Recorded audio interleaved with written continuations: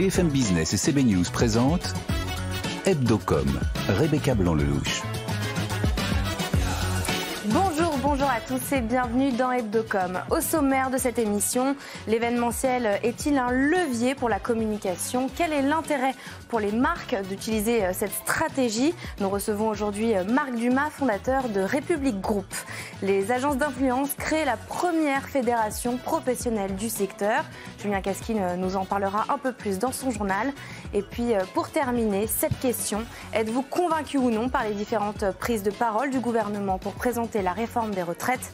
Harris Interactive a réalisé ce sondage pour BFM Business et pour Tilder. Voilà le programme. Hebdocom, c'est parti, ça commence. BFM Business, Hebdocom, l'invité média. Comme chaque semaine, je suis accompagnée de Frédéric Roy, rédacteur en chef CB News. Bonjour Frédéric. Bonjour Rebecca. Et notre journaliste BFM Business, Julien Casqui. Bonjour Julien. Bonjour Rebecca, bonjour à tous. Et nous recevons aujourd'hui Marc Dumas. Bonjour. Bonjour. Vous êtes fondateur de République Group. République Group produit des événements B2B. Vous en êtes aujourd'hui à 160 événements par an. 200 en 2023. 200 en 2023, bel objectif. À travers ces événements, vous réunissez des patrons, des fournisseurs, des prescripteurs, des personnalités. Est-ce que vous pouvez nous préciser un peu quel genre de format vous organisez? Alors nous, on est un acteur émergent du B2B.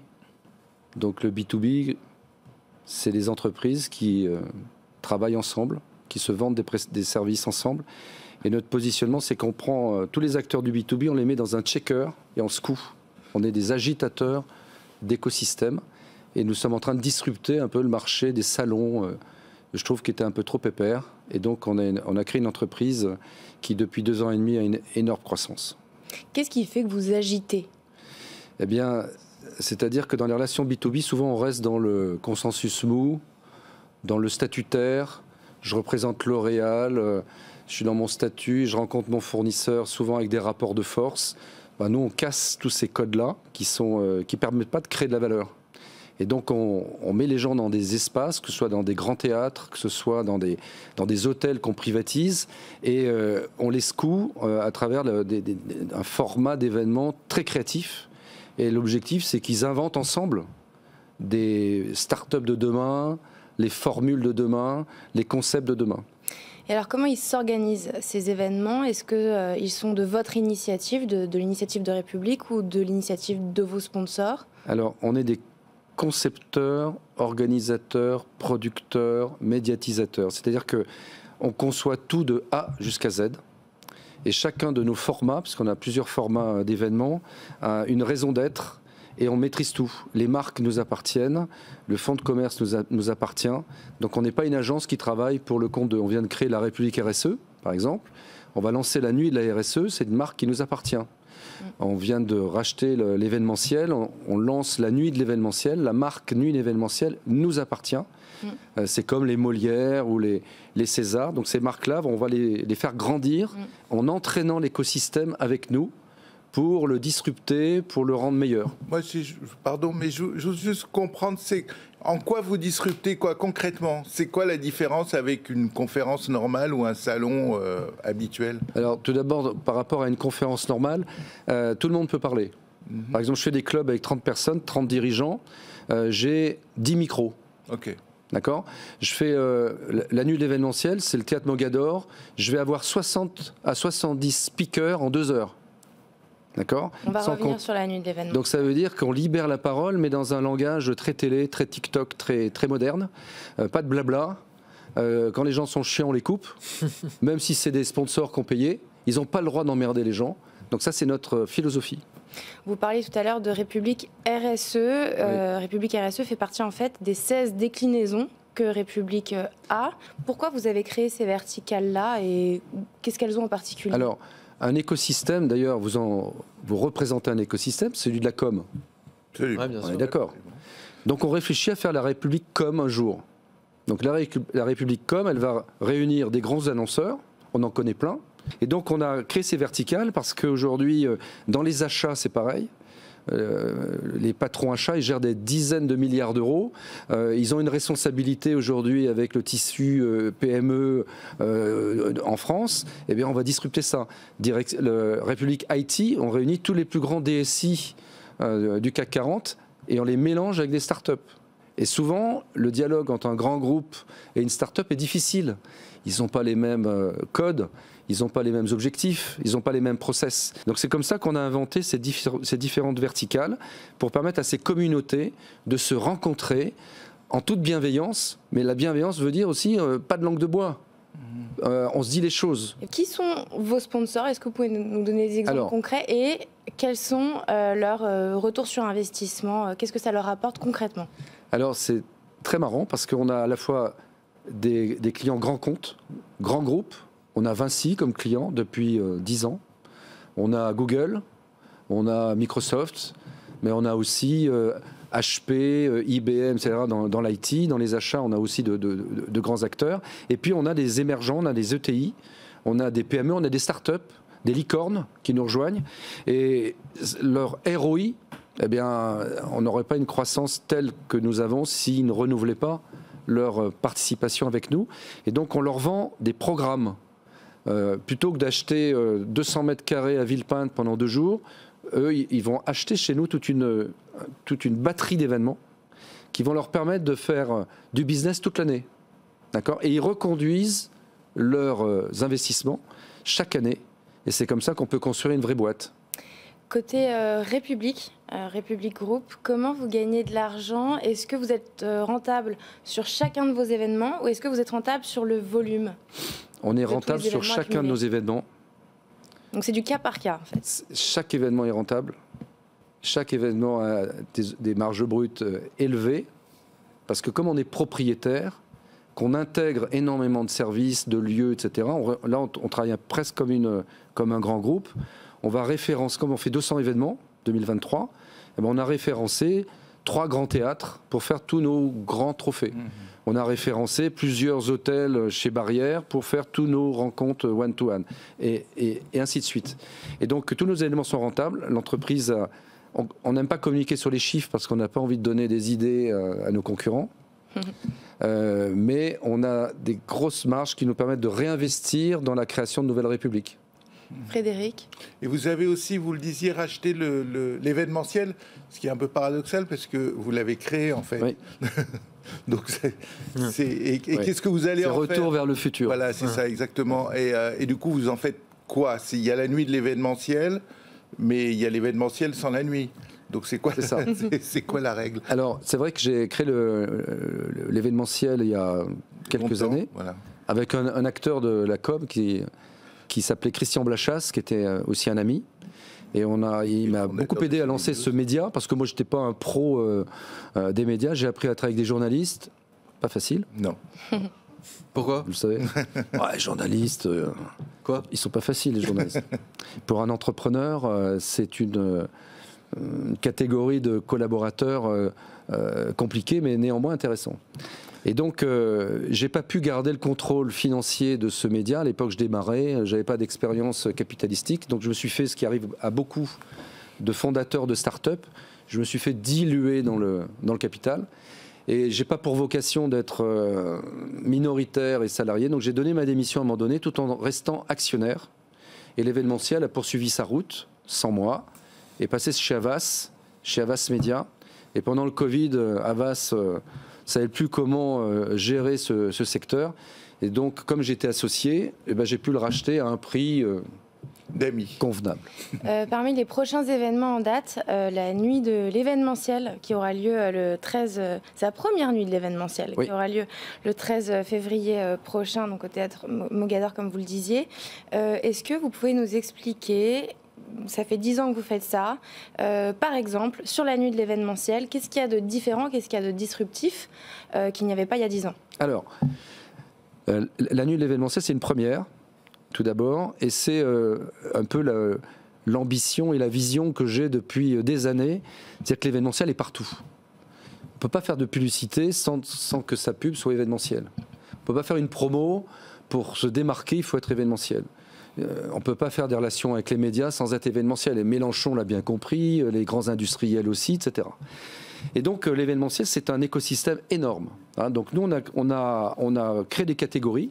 Il y a par exemple les événements des marques. Donc la nuit d'événementiel, cette année, on va avoir des événements de Valeo, leader dans les, vous savez, dans les fournitures automobiles. Ouais. On a des gens comme Michelin, Massif, La Poste, Kiabi, Engie, le groupe Accor.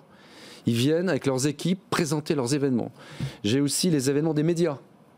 Alors là, je les ai tous. J'ai Altis Média en compétition contre TF1 Factory, contre Énergie, contre M6 Pub, contre... Donc c'est un concours. C'est un concours. D'accord, ok. Ils vont venir présenter leurs événements, leurs projets devant un jury et ils auront quelques minutes pour convaincre. Et ensuite, les révélations auront lieu le fin février au Théâtre Mogador. 13 février. C'est ça. Pour terminer cette interview, c'est l'heure de passer au questionnaire de Julien Casqui, à l'étude de cas de Julien Casqui. Et oui, parce qu'on est tous des cas particuliers. On va étudier le cas Marc Dumas. Voilà, 10 questions en rafale, 2 minutes. On peut lancer le chrono, c'est parti. Si je peux. Allez, c'est parti. Votre réseau social préféré? LinkedIn. Le matin, comment vous informez-vous? BFM. BFM TV? Oui. Plutôt salon de l'agriculture. Je dis pas ça parce que je suis... Plutôt salon de l'agriculture ou festival de Cannes? Festival de Cannes. Les 3 ingrédients pour faire un bon événement? Convivialité, scénographie, contenu. L'événement que vous avez organisé dont vous êtes le plus fier? La nuit d'événementiel dans 3 semaines. L'événement qui s'est mal passé? Ça remonte il y a très longtemps, je m'en souviens plus. L'événement que vous auriez rêvé d'organiser? Les BFM Awards. Ça c'est bien pour son appel de. C'est moi qui l'ai dit. Une bonne réponse. La meilleure agence d'événementiel à part République, évidemment. Comment on dit Joker. Allez, on vous l'accorde. La personnalité qui vous inspire le plus dans la com ou la pub? La personnalité qui vous inspire le plus dans la com ou la pub? Allez, on passe. 50 secondes, on a le temps. À 50 secondes. Le plus gros événement de 2023, ce sera quoi? Coupe du monde de rugby. La personnalité qui vous inspire le plus dans la com ou la pub? Il est décédé, c'était Christian Blachasse. Rebecca, une dernière question. Pour terminer, est-ce qu'il y a une question qu'on ne vous a pas posée pendant cette interview que vous auriez aimé qu'on vous pose? Oui, d'où je viens. Alors d'où vous venez? Je viens du showbiz, de la pub. En fait, je suis un être hybride. D'accord. Voilà, vous avez répondu à cette question. Oui. Merci. Merci beaucoup Marc Dumas. Vous êtes fondateur de République Group. C'est parti pour le journal de Julien Casqui. BFM Business, Hebdocom, le JT de la com. Nouvelle étape dans la régulation du secteur de l'influence. Les agences créent la première fédération professionnelle en France. L'Union des métiers de l'influence et des créateurs de contenu, l'UMIC, c'est son nom. Elle va réunir les 7 plus grosses agences d'influence, dont Point d'Orgue, Bump, Follow et Reach. Havas ou Publicis pourraient aussi les rejoindre. Objectif, redorer le blason de l'influence après de nombreuses polémiques sur des placements frauduleux du dropshipping. Karine Fernandez de Point d'Orgue en devient la présidente par intérim. Et elle sera d'ailleurs notre invitée la semaine prochaine dans Hebdocom. À Davos, Arthur Sadoun, le patron de Publicis, souhaite faire tomber les tabous du cancer au travail. Il lance une initiative mondiale Working with Cancer, travailler avec le cancer. Il appelle les dirigeants du monde entier à mieux intégrer leurs salariés malades dans l'entreprise. Une charte devrait être signée et un site internet affichera les entreprises qui s'engagent. Carrefour, L'Oréal ou LVMH y ont déjà adhéré. Arthur Sadoun avait annoncé en avril dernier à ses salariés dans une vidéo qu'il avait été atteint d'une tumeur liée au papillomavirus. Une tumeur guérie aujourd'hui. Chez Twitter, les revenus publicitaires se sont effondrés depuis l'arrivée d'Elon Musk. Selon The Information, les 500 plus gros annonceurs de Twitter ont quitté la plateforme depuis son rachat. Twitter a perdu 40% de ses revenus publicitaires depuis l'an dernier. Pour reconquérir les marques, le réseau social casse ses prix avec des réductions et même des pubs offertes pendant le prochain Super Bowl. Médiamétrie a délivré son bilan annuel des audiences et un des enseignements intéressants, c'est que le télétravail profite aux audiences télé. Les Français travaillent en regardant la télévision chez les CSP+. L'audience télé en journée, habituellement faible, a explosé. Le nombre de cadres a augmenté de 36% comparé à 2019 et particulièrement sur les chaînes d'infos avec 2 fois plus de CSP+, devant la télé et le midi et en fin d'après-midi. Le sport est aussi l'autre grand vainqueur, hausse de 50% des audiences du Tour de France et doublement de Roland-Garros chez les CSP+. France Télévisions diffusera les Jeux Olympiques jusqu'en 2032. Le groupe a signé un accord avec le Comité international olympique pour les prochains JO d'hiver et d'été. Delphine Ernotte, la présidente de France Télévisions, salue un contrat historique. La régie de France Télévisions organisait justement cette semaine autour du sport son événement annuel télévisionnaire pour se projeter sur Paris 2024. Et comme d'habitude, comme chaque semaine, pour terminer le journal, c'est notre campagne chouchou, notre campagne préférée de la semaine, la campagne validée par Hebdocom, c'est celle de McDonald's. Rebecca, est-ce qu'on ne se ferait pas un petit McDo?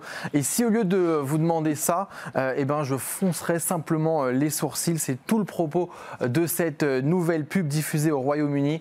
On y voit une salariée dans un open space dessiner sur un post-it le M de McDo. Elle le colle sur l'écran d'ordinateur d'une de ses collègues et lui lève ses sourcils, signe qu'elle lui propose un McDo. Avec ce signe, elles entraînent tout le bâtiment. Je vous laisse découvrir cette publicité.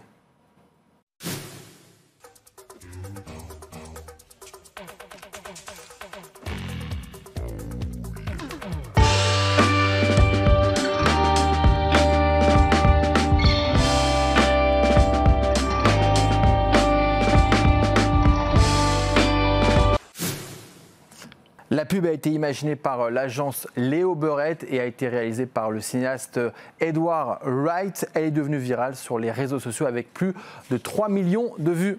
Merci Julien, on vous retrouve la semaine prochaine pour un nouveau journal. Frédéric, on en pense quoi de cette campagne? On en pense que c'est une excellente pub anglaise. Tous les créatifs français vous le diront.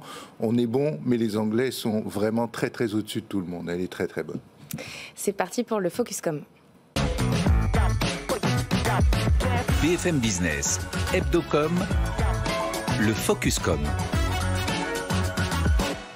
Indépendamment de ce que vous avez pensé du fond de la réforme, avez-vous été convaincu ou non par les différentes prises du parole du gouvernement pour présenter la réforme des retraites? Et la réponse est non. Seuls 3 Français sur 10 se disent convaincus par la communication du gouvernement sur les retraites. Harris Interactive a réalisé ce sondage pour BFM Business. Et pour Tilder, Jeanne Barrier, bonjour. Bonjour. Vous êtes directrice associée du pôle influence Havas Paris. Pierre Dumazeau, bonjour. Bonjour. Vous êtes associé chez Tilder. Pierre, je commence avec vous. Ceux qui se déclarent favorables au fond de la réforme sont forcément plus favorables à la forme également, ça va de soi. Mais ce qui est intéressant de se demander, je trouve, c'est est-ce qu'on peut adhérer au fond de la réforme et pas à la forme ou inversement? Ça me paraît difficile, mais on peut en tout cas tirer le constat suivant. C'est que se dire que parce que l'espérance de vie est plus longue, on devrait travailler plus longtemps, ça, c'est une logique à laquelle on peut adhérer. On n'est pas obligé, mais on peut. En revanche, on peut être totalement contre la forme et les annonces qui ont été faites autour de tout ça. Dans la manière de dire. Parce qu'il ne faut pas oublier qu'on sort d'une séquence politique sur la loi de finances, le budget, où le passage en force, le 49.3 a été utilisé à de nombreuses reprises. Ça, les Français l'ont très bien en tête. Pour les retraites, il y a quand même cette peur que ce soit également le cas, que le débat démocratique à l'Assemblée nationale soit extrêmement agité, houleux, et qu'in fine, malgré les oppositions, cette réforme passe quand même. Donc, on peut philosophiquement être pour, mais sur comment l'annoncer, sur comment le gouvernement a fait de la pédagogie, ou plutôt a eu un manque de pédagogie sur cette réforme, on peut être contre. Ce qui fait que ça peut transformer une partie de l'opinion publique qui, à la base, n'était pas défavorable, mais en voyant l'assurance avec laquelle le gouvernement a dit cette réforme passera, cette réforme est très bonne, en l'expliquant parfois très maladroitement, eh bien les gens qui à la base étaient pour peuvent se dire non mais finalement là ça suffit. Donc peut y avoir un retournement d'une partie de l'opinion publique. Donc la forme peut avoir finalement un gros impact sur le fond. Exactement. Jeanne Barrier. Alors, je suis tout à fait d'accord sur l'effort de pédagogie. Moi, je pense que de toute façon, c'est une réforme où, dans tous les cas, on sera mal accueilli. Donc, qu'est-ce qu'on fait en termes de communication quand on sait qu'on va être mal accueilli? On fait tout pour être le moins mal accueilli possible. On limite la casse. Voilà, on limite la grogne sociale. En fait, là, ce dont ils ont peur, c'est l'énorme grogne sociale à la Gilets jaunes.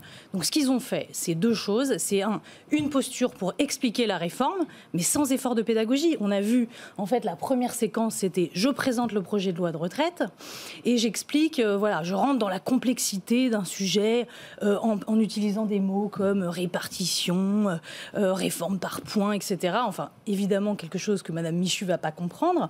Donc, pour moi, ce qui manquait là, c'est qu'ils ne sont pas allés au bout de l'exercice, c'est-à-dire l'exercice de pédagogie, où on vient illustrer son propos. C'est ce qu'on dit, nous, en communication toujours. C'est d'abord, on apporte le fait, et ensuite, on l'illustre. Pour moi, ils ne sont pas allés jusqu'au bout. Après, ce que je me dis, c'est que quand on fait un plan de communication, quand on est un peu structuré, normalement, on a plusieurs phases. Donc le plan de communication, d'abord, il se présente et ensuite, il s'illustre. Donc on est peut-être juste dans la phase de présentation qui est du coup difficile à ingurgiter parce que c'est la réforme la plus impopulaire qui existe. Donc forcément, comme je le disais au début, on est mal accueilli. Donc comment faire ? Présenter du mieux qu'on peut, comme vous le disiez Pierre, essayer voilà, d'apporter des faits précis, quelques chiffres, et puis ensuite... Moi, ce que je conseillerais, c'est d'aller dans un second temps, dans un effort de pédagogie, d'illustrer un maximum avec des exemples concrets, un peu comme ils le faisaient pendant le Covid. On était dans l'urgence, tout le monde était stressé chez soi à attendre les nouvelles informations. Je trouve que la retraite, c'est presque aussi fort que ça. Donc, vous préconisez plus de précision, plus de pédagogie, un meilleur calendrier, des meilleurs supports aussi peut-être de diffusion. Est-ce qu'une communication sur les réseaux sociaux par exemple ça aurait été adapté en 2023 ou c'est un peu cliché ce que je suis en train de dire? Tout à fait. Moi je pense que la deuxième phase qui va sûrement arriver, qui est la phase de pédagogie et d'illustration, alors ils ont commencé un peu à le faire. Je ne sais pas si vous avez vu ce week-end, il y a eu toute l'armada là, des ministres qui étaient sur les plateaux télé pour essayer justement de créer une émotion. N'est-ce pas trop tard? Je ne sais pas, j'ai l'impression que la colère, elle est déjà là, quoi. Il n'y a aucun doute. Pourquoi ce week-end? Juste après la présentation du projet de loi vendredi par la Première ministre, ils ont essayé de faire l'exercice de conviction et d'illustration dès le week-end. Et donc, ils ont utilisé des mots très forts, avec un langage un peu anxiogène pour toucher le cœur des gens, ce qu'on dit souvent en com dans l'exercice de persuasion. La persuasion, c'est pour toucher le cœur du peuple. Et c'est ce qu'ils ont essayé de faire. Mais il manquait ce petit bout dont je vous parle depuis le début, mais qui, encore une fois, va peut-être arriver dans un second temps, qui est... Ok, je dis sauvons le système de retraite. Il y a même Bruno Le Maire qui a monté le ton en disant j'accuse ceux qui ne sont pas avec nous, c'est du chacun pour soi égoïste, etc. Mais il manque cette petite brique qui nous dit ok, mais qu'est-ce qui va m'arriver? À quelle sauce je vais être mangé? Pierre, est-ce que vous préconisez les mêmes choses? C'est vrai que ce qu'on peut constater, c'est évidemment la première préconisation, c'est plus de pédagogie et d'explication sur une réforme qui, de toute façon, est impopulaire, qui est très difficilement compréhensible et où on peut vite s'en mêler les pinceaux entre les semestres, les points, les annuités, etc. etc. Et puis il y a un deuxième point qui a été souligné, c'est n'est-ce pas trop tard? Il y a un timing aussi en communication qu'il faut respecter et qu'il faut essayer de faire coller avec le timing politique, purement politique. C'est vrai que là, les ministres n'avaient pas trop d'autres choix que d'arriver après la présentation par Elisabeth Borne. Ils ne pouvaient pas venir avant. Sauf que le temps politique en a décidé autrement et qu'il y a une manifestation qui a été faite jeudi. Donc, n'est-ce pas trop tard pour cet effort de pédagogie qui, à mon sens, n'a pas été très bien fait, parce qu'encore une fois, bien expliqué, mieux expliqué, je pense que cette réforme aurait été beaucoup mieux acceptée. Donc, plus de pédagogie et revoir aussi le timing. Merci Pierre Dumazeau, vous êtes associé chez Tilder. Merci Jeanne Barillet, vous êtes directrice associée du pôle influence d'Avas Paris. C'est parti pour la chronique de Frédéric Roy. BFM Business, Hebdocom, la chronique média. Frédéric, aujourd'hui, vous nous ressortez un vieux serpent de mer. Oui, enfin non, c'est pas moi qui le ressort, mais il est vrai que la question du financement de l'audiovisuel public est à peu près aussi vieille que l'audiovisuel public lui-même. Mais rassurez-vous, Rebecca, je ne vais pas vous refaire l'histoire de la redevance, d'autant plus qu'elle a été supprimée l'été dernier, et c'est bien là le problème, parce que l'État, qui n'en est pas à une contradiction près, a voulu faire plaisir aux contribuables tout en assurant aux téléspectateurs, c'est-à-dire la même personne, que les programmes seraient meilleurs que jamais. Résultat, il faut trouver 3,8 milliards d'euros cette année pour faire tourner France Télévisions, Radio France et France Média Monde. Et l'idée a été, pour le coup, de prélever cette somme sur la TVA, un mécanisme qui devait être transitoire, mais dont la ministre de la Culture, Rima Abdul-Malak, a dit cette semaine qu'elle envisageait de le prolonger, voire de le pérenniser. Ce serait en effet une solution plus simple. Oui, à condition qu'elle soit compatible avec la loi organique relative aux lois de finances, l'OFT, en quelque sorte la constitution financière de la France. Mais si tel était le cas, ce mécanisme aurait en effet l'avantage d'assurer au service public un financement stable et non soumis aux aléas budgétaires, avec l'avantage qu'avait la redevance, et puis donc de permettre d'avoir des programmes toujours de même qualité. Autrement dit, ce serait indolore pour la partie téléspectateur, et tout en même temps que le citoyen, les lecteurs, seraient également contents. Tout a l'air parfait. Où est donc le problème ? Eh bien, le problème, il est dans une déclaration d'un animateur de télévision qui est devenu une sorte d'influenceur politique, Cyril Hanouna, qui a lancé un privatisez-moi ça définitif en parlant de Radio France, ou peut-être du reste d'ailleurs.